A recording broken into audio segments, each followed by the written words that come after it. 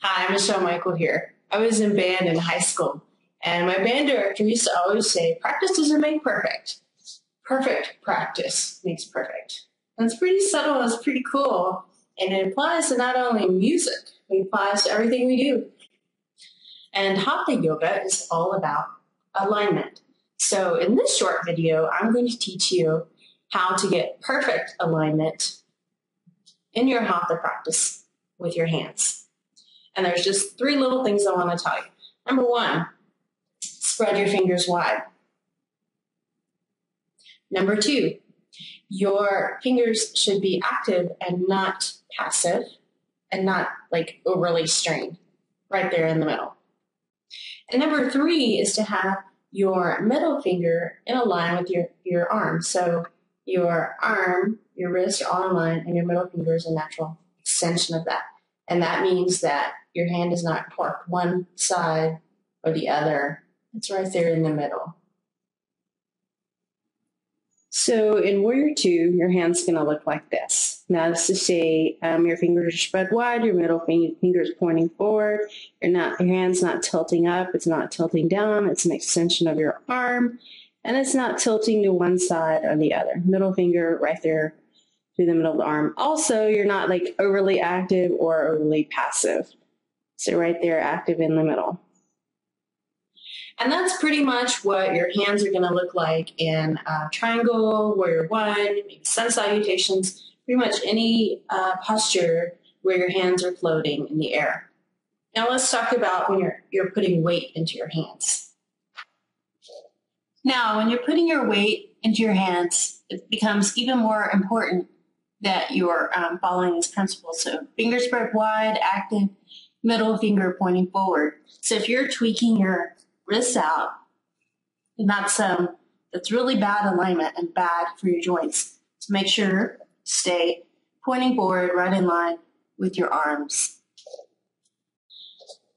With carpal tunnel syndrome being really common these days, it's really important that you take care of your hands in your yoga practice. We use our hands every day, all the time. It's imperative that we take good care of them. And secondly, if you bring a lot of awareness into your hands in your yoga practice, that's going to begin to spill over into other areas. In your yoga practice, you'll have more awareness of your feet, your hips, your shoulders, and then that'll spill over into your life. You'll be lighter on your feet. You'll be more careful on your feet. You'll be more coordinated, more nimble, as well as everything that you do will become more and more precise, and you'll have those micro adjustments and awareness. It's just going to bring super awesome quality to your life. But for now, let's just start with our hands. So let's close out this video about yoga hand alignment with some trivia about your hands. Guess how many bones are in both hands combined?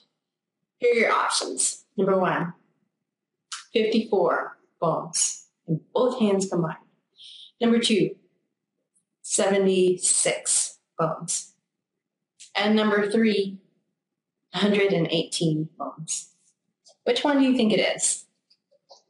So I'm going to explain the answer really quick.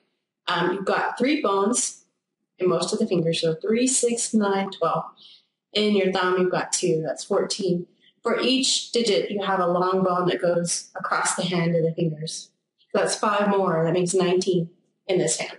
And then you've got 8 little carpals that connect your hand to your wrist. So that makes 27 in one hand. So in both hands, that is 54 bones. So here's your homework. The next time you practice yoga or do anything intensive with your hands, like gardening, digging in the dirt, pay attention to the alignment of your hands. And if you're doing yoga, pay attention to those 3 things.